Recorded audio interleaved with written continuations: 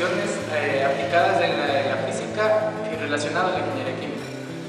Nuestros temas de hoy serán sobre el Sistema Internacional de Unidades, tenemos los de la termodinámica y por último la dinámica. A continuación le voy a presentar a nuestros compañeros. La señorita que está detrás de la cámara, Katy Coronel, y quien les habla, Santi Cristian Molina. El Sistema Internacional de Unidades en la ingeniería química es de gran importancia. Una de las principales características y que constituye una gran ventaja del sistema internacional en sus unidades están basadas en fenómenos físicos fundamentales, con excepción de la unidad de magnitud de masa, que es el kilogramo, el cual está definido como la masa del prototipo internacional del kilogramo o aquel cilindro de platino e iridio, almacenado en una caja fuerte en la Oficina Internacional de Pesos y Monedas. En química es común manejar números que son demasiado grandes, como el número de partículas de un número de Avogadro. El manejo de estos números es complicado y su uso, tal cual está escrito, como lleva a cometer errores.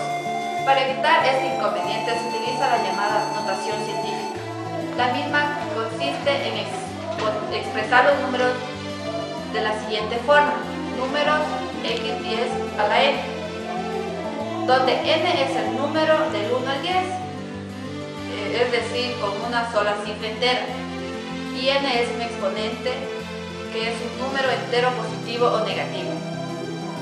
Para los números cifrados anteriormente, la notación científica son 6,0210 a la 23 y 1,66 x10 a la 24. Por un lado, la ingeniería química es básicamente el estudio de transformaciones de la materia y la energía con el fin de generar valor, riqueza y por esa vía contribuir el bienestar de la sociedad por su parte. La termodinámica es básicamente el estudio de algunos aspectos fundamentales de la materia, la energía y su interacción. En ambas definiciones se encierra la razón por la cual la termodinámica es uno de los pilares de la ingeniería química. Trata de todas aquellas propiedades de las sustancias que guardan relaciones de calor, el trabajo, en particular la temperatura. Leyes de la termodinámica. Principio cero de la termodinámica. Este principio, ley cero, establece que existe una determinada propiedad denominada temperatura empírica Z, que es común para todos los estados de equilibrio termodinámico que se encuentran en equilibrio mutuo uno con uno bajo. En palabras llanas, si pones en contacto un objeto frío con otro caliente, ambos evolucionan hasta que la temperatura es igual. Tiene una gran importancia experimental que permite construir instrumentos que miden la temperatura de un sistema, pero no resulta tan importante en el marco teórico de la termodinámica. El equilibrio termodinámico de un sistema define como la condición del mismo en el cual las variables empíricas usadas para definir o dar a conocer un estado del sistema pueden ser presión, volumen, campo eléctrico, polarización, etc. No son dependientes del tiempo. El tiempo es un parámetro cinético asociado a un nivel microscópico, el cual a su vez está dentro de la físico-química, y no es un parámetro debido a que la termodinámica solo le interesa trabajar con un tiempo inicial y otro final. A dichas variables empíricas experimentales de un sistema se les conoce como coordenadas térmicas y dinámicas del sistema. Este principio fundamental, aun siendo ampliamente aceptado, no fue formulado formalmente hasta después de haberse enunciado las otras tres leyes, de aquí que recibiese el nombre del principio cero. La primera ley de la termodinámica, también conocida como principio de conservación de la energía para la termodinámica, establece que si se realiza trabajo sobre un sistema o bien este se intercambia calor con otro, la energía interna del sistema cambiará. En palabras llanas, la energía ni se crea ni se destruye, solo se transforma. Visto de otra forma, esta ley permite definir el calor como la energía necesaria que debe intercambiar el sistema para compensar las diferencias entre trabajo y energía interna. Fue propuesto por Nicolas Bernard en 1824 en su obra Reflexiones sobre la potencia motriz del fuego y sobre las máquinas adecuadas para desarrollar esta potencia, en la que expuso los dos primeros principios de la termodinámica. Esta obra fue comprendida conocida por los científicos de su época y más tarde fue utilizada por Rudolf Browning y Lord Kelvin para formular de una manera matemática las bases de la termodinámica.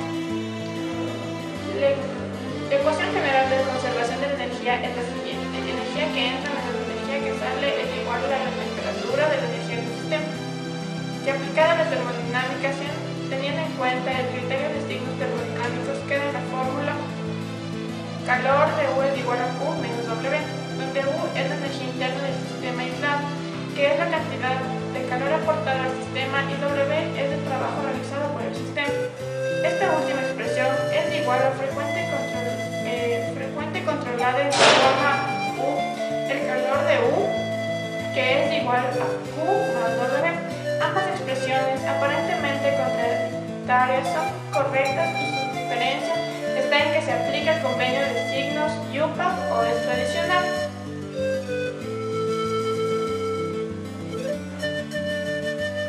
Segunda ley de la termodinámica. Esta ley marca la dirección que deben llevarse a cabo los procesos termodinámicos y por lo tanto la imposibilidad de que ocurra un sentido contrario, por ejemplo de una mancha de tinta dispersada en el agua que pueda volver a concentrarse en un pequeño volumen. También establece en algunos casos la imposibilidad de convertir completamente en toda la energía de un tipo en otros invéridas. De esta forma, la segunda ley impone restricciones para transferencias de energía e hipotéticamente pudieran llevarse a cabo teniendo en cuenta solo el primer principio. Esta ley apoya todo su contenido aceptando la existencia de una magnitud física llamada entropía, de tal manera que para un sistema aislado que no intercambia materia ni energía ni con su entorno, la variación de la entropía siempre debe ser mayor que cero. Debido a esta imagen, de esta ley también se tiene que el flujo espontáneo de calor siempre será unidireccional, desde los cuerpos de mayor temperatura hasta los de menor temperatura, hasta lograr un equilibrio térmico. La aplicación más conocida es la de las máquinas térmicas que obtienen trabajo mecánico mediante aporte de calor o de una fuente o foco caliente, para ceder de parte de este calor o fuente o foco o un sumidor o frío. La diferencia entre los dos calores tiene una densidad y la diferencia entre los dos calores es equivalente en el trabajo mecánico obtenido. Existen numerosos enunciados equivalentes para definir este principio, destacándose el de Clausius y el de Kelvin.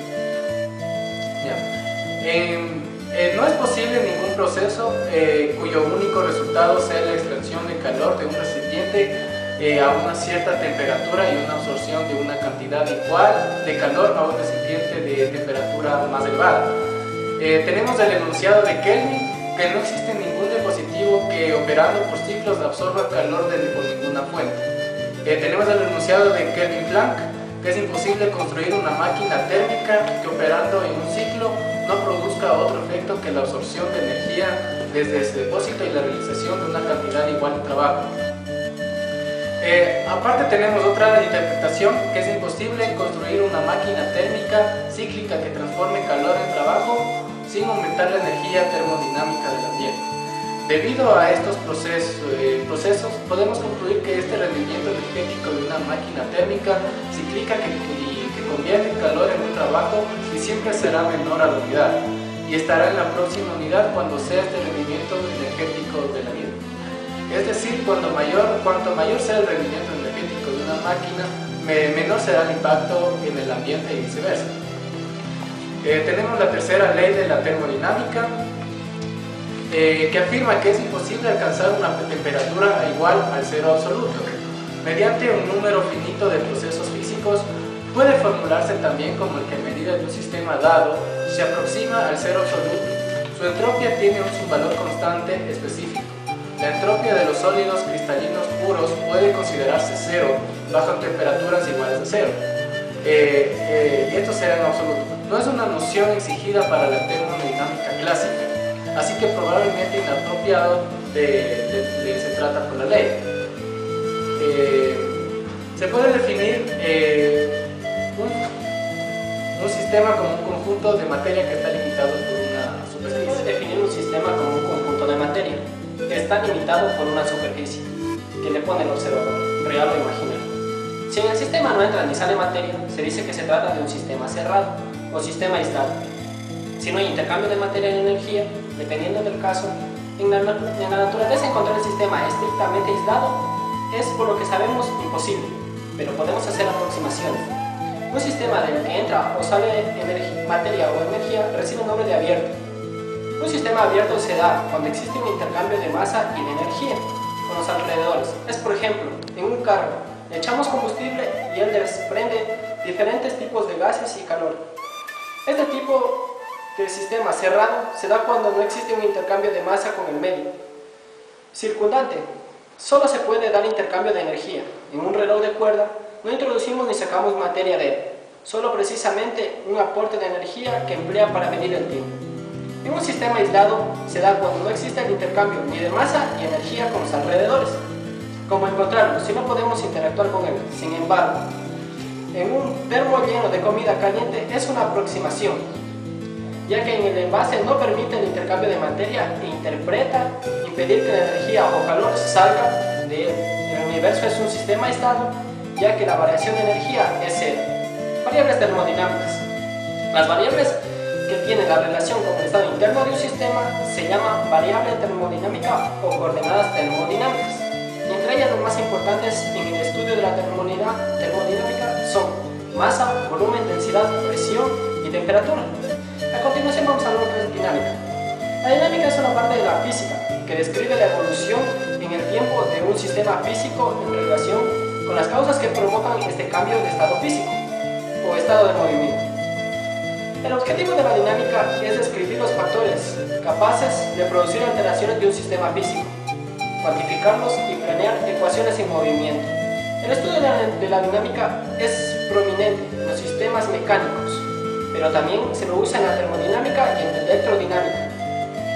En otros ámbitos científicos, como la biología, también es común hablar de dinámica, en un sentido similar al de la física, para referirse a la característica de la evolución a lo largo del tiempo del estado que da un determinado sistema. Conceptos relacionados con la dinámica. Inercia. La inercia es la propiedad de los cuerpos de no modificar su estado de reposo o movimiento uniforme, si sobre ellos no influyen otros cuerpos o si la acción de otros cuerpos se compensa. En física se dice que un sistema tiene más inercia cuando resulta más difícil lograr un cambio en el estado físico del mismo. Los dos usos más frecuentes en la física son la inercia mecánica y la inercia térmica. La primera de ellas aparece en mecánica y una medida dificulta para cambiar el estado de movimiento o reposo de un cuerpo. La inercia mecánica depende de la cantidad de masa y del tensor de inercia del cuerpo. La inercia térmica mide la dificultad con la que el cuerpo cambia su temperatura al estar en contacto con otros cuerpos o ser calentado. La inercia térmica depende de la cantidad de masa y de la capacidad calórica. Las llamadas fuerzas de inercia son fuerzas ficticias o aparentes para un observador en un sistema de referencia no inicial. Trabajo y energía. El trabajo y la energía aparecen en la mecánica gracias a los teoremas energéticos. El principal y de donde se derivan los demás teoremas es el teorema de la energía cinética. Este teorema se puede enunciar en la división diferente o en la división integral.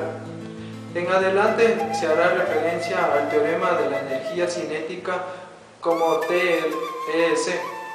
Gracias al TES se pueden establecer una relación entre la mecánica y las demás ciencias, como por ejemplo la química y la electrónica, de donde deriva su vital importancia.